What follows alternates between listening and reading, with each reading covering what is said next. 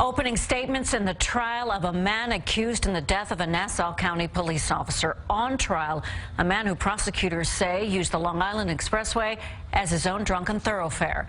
But as CBS 2's Carolyn Gusoff explains, in this complex case, his own car, not the one that hit and killed this officer.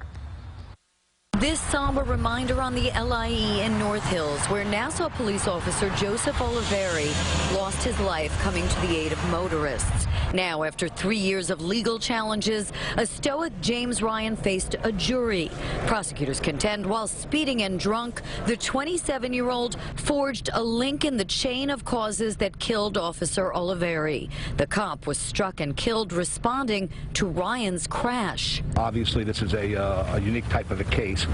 But, you know, if it wasn't for Mr. Ryan's actions that day, Joe Oliveri would still be here, as the prosecution stated their opening statements. Unique because Ryan was not the driver who struck the officer. This defendant caused his death not intentionally, but recklessly, say prosecutors, by dangerously driving drunk, crashing into a car, first fleeing, then stopping abruptly on the expressway and causing a second crash. As the officer crossed the highway to restore order, he was struck by an SUV driving through the accident scene. Ryan, whimpering about damage to his car, say prosecutors, drew the officer further into harm's way. The defense calls the argument a stretch. We're talking about foreseeability here, whether somebody could foresee the consequences that went this far. The passing motorist, never charged with a crime, was granted immunity. The defense says his driving caused the officer's death.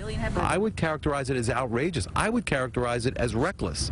I think, you know, everybody else stopped. Stopped in time to see the officer, that is. The driver that hit him did stay at the scene. Prosecutors say Officer Oliveri died protecting the very person who recklessly killed him. Ryan, the son of a retired police officer, faces 8 to 25 years on a top charge of vehicular homicide. If convicted, his attorney says there is already grounds for an appeal. Ryan's initial indictment was thrown out by a judge who found Officer Oliveri's death was attributable solely to the actions of a different driver.